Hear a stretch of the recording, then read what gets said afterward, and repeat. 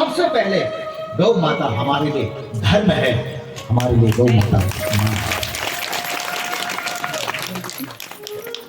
बात है। कृपाण वो घुस जाते हैं लाइफ में। आपके पास छोटा चाकू भी होगा ना, वो तुरंत बोलेंगे बहन जी चलो नीचे उतरो। क्यों उनको क्यों नहीं उतारा आपने? वो तो खुलेआम ले जा रहे हैं। क्योंकि उनका वो जो कृपाण है उसका संबंध किसी से? जोर से बोलो, धर्म से। धर्म से। एक बहुत बड़ी दरगाह है जम्मू कश्मीर में, वहां मुसलमानों के जो मोहम्मद साहब, उनके बोला बाल हैं वहां रखे, और उन बालों की सुरक्षा के लिए करोड़ों रुपए लगा दिए। क्यों? क्योंकि धर्म का विषय है। तो क्या हम लोगों का विषय गाय माता धर्म से है कि नहीं है? अब बारी हमारी है, अब हमको भी तो समझाना चाहिए ना। देखो भाई, हम सनातन धर्म को मानने वाले हैं, हम पूजा करते हैं, पूजा में जरूरत है कि नहीं है? पंचगव्य की जोर से बोलो। बच्चा पैदा होगा तब तक शुद्धि नहीं आएगी जब तक हमने घर में क्या नहीं लाया? गौमूत्र नहीं लाया। गौमूत्र छिड़का हमने, घर में शुद्धि आ गई। माँ को हमने गौमूत्र दिया तो माँ भी पवित्र हो गई। छोटे से बच्चे को हमने गाय का गौमूत्र पिलाया, वैसे ही बच्चा भी ठीक हो गया। शुद्धता लाने के लिए, पवित्रता लाने के लिए किस चीज़ का प्रयोग किया हमने? गाय के गौमूत्र का। इसका मतलब धर्म में सबसे पहले कौन खड़ी हो गई? गाय खड़ी हो गई। इसका मतलब हमारी जो पूजा होगी, यस्त्वगतं पापम देहे तिष्ठति मांगते प्रासनात् पंचगव्यस्य बृहत्यग्निर्वेन्दनम, जो पंचगव्य पीता है उसी की पूजा फलीभूत होती है। क्योंकि पंचगव्य पीने से ही हमारे सारे पाप नष्ट हो जाते हैं, और जब व्यक्ति के पाप नष्ट होते हैं तभी तो उसकी पूजा फलीभूत होती है। इसलिए पूजा करो, पाठ करो। पाठ करेंगे तो पाठ कब पड़ेगा? जब उसमें हम लोग चंवर घुमाते हैं। इसलिए आज भी हर एक मंदिर में चंवर होता है। वो किसके पूछ के बाल है? गाय के पूछ के बाल।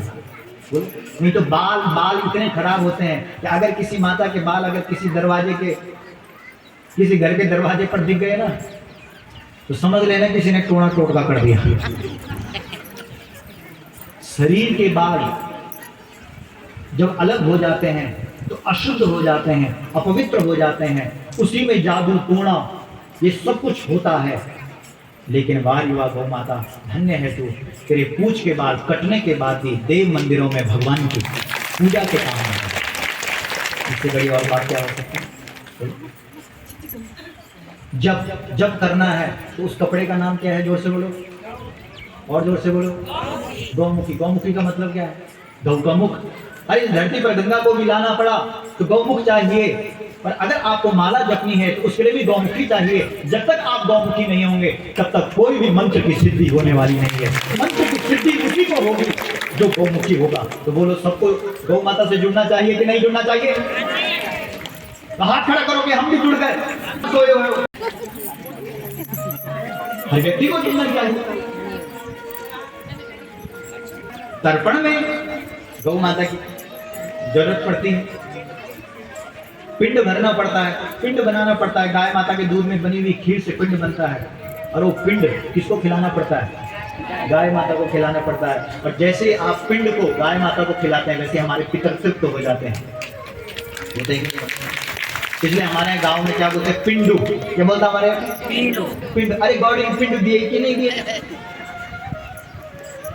इसका मतलब ये होगा कि जो भी आप गाय माता को खिलाएंगे वो क्या बन जाएगा? पिंड बन जाएगा। और जैसे वो पिंड बन जाएगा वैसे वो हमारे पितरों को क्या तृप्त कर देगा। नहीं खिलाना, वो हमारे यहाँ शांति विहार है, हमारी गौ माता है। तो पूरी कॉलोनी के लोग पता नहीं कब आते हैं, कब कुछ खिला देते हैं, गौ माता बीमार हो जाती है। ऐसी चीज भी नहीं खिलानी है जिससे गाय बीमार हो जाए। और कई लोग क्या करते हैं कि एक ही दिन खिला देते हैं। व्यवस्था है इतनी बड़ी बात है। गल घंटी कंठी नित बाज, सकल आपदा तुरत ही भागे। जितने भी अशुभ और अमंगल है बोला गौ माता को तिनका तीर्थ स्थानेषु यत् पुण्यम, तीर्थ में जाने का जो पुण्य है, यत् पुण्यम विप्रभोजने, ब्राह्मणों को बोला भोजन करवाने का कितना बड़ा पुण्य है कि नहीं? सर्वव्रतोपवासेषु, जितने भी व्रत हैं, एकादशी से लेकर के करवा चौथ तक, करवा चौथ के दिन माताएं कितनी खुश रहती हैं, लेकिन पति देवता को उसी दिन मुंह डारा होता है। एक पति देवता हमको मिला, बोला मैंने कहा हाँ भाई ठीक है, सब बढ़िया है, स्वस्थ रहते। बोला महाराज जी 365 दिनों में एक दिन मुझे बुखार आता है। तो कौन सा दिन? बोला करवा चौथ के दिन। मैंने कहा क्यों? बोला महाराज जी क्या करें? बोला उस दिन बोला इतनी खरीदारी। बोला पत्नी देवी बोला दुकान से बाहर निकलने का उसका मन ही नहीं करता, और अगर न दो तो बोला 365 दिन फिर बोला रोटी पे घी लगने वाला नहीं।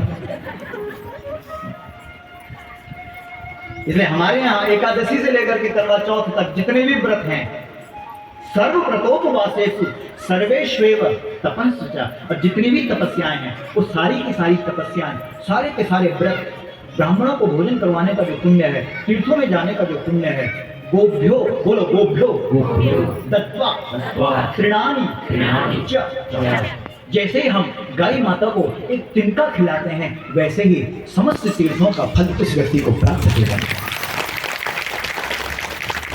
तिनका कितना बड़ा सौभाग्य है उस तिनके का, घास का, जो घास होने के बाद भी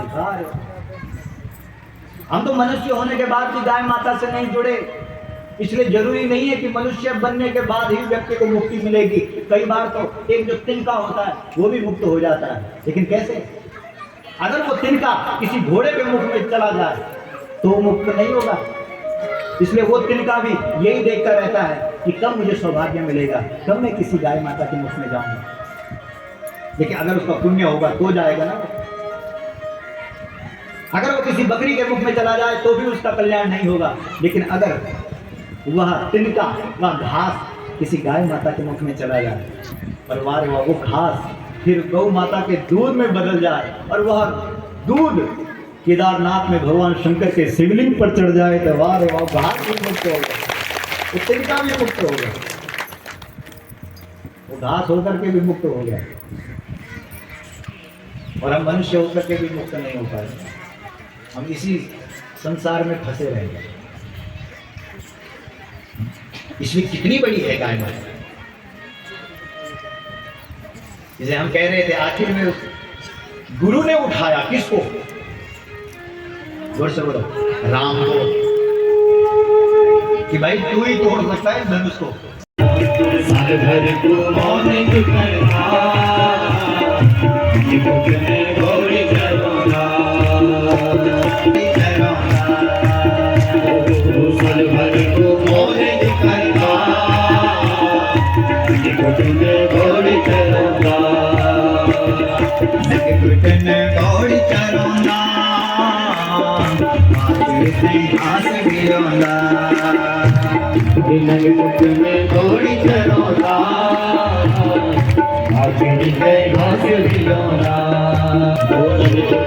गौरी करना, घास गिरोना,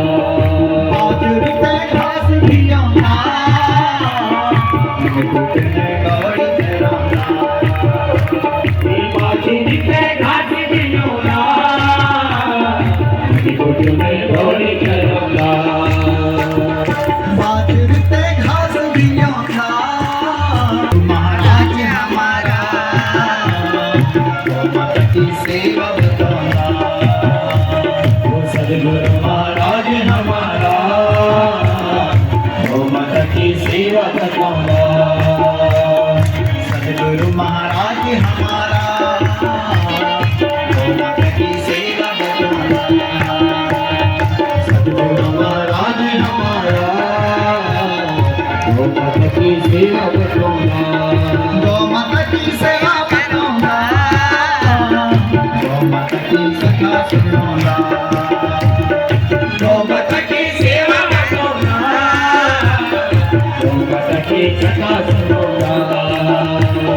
सतगुरु महाराज हमारा सेवा बनूंगा। सतगुरु महाराज हमारा ओम की सेवा करूंगा। सेवा बनूंगा। ओम की सेवा करूंगा।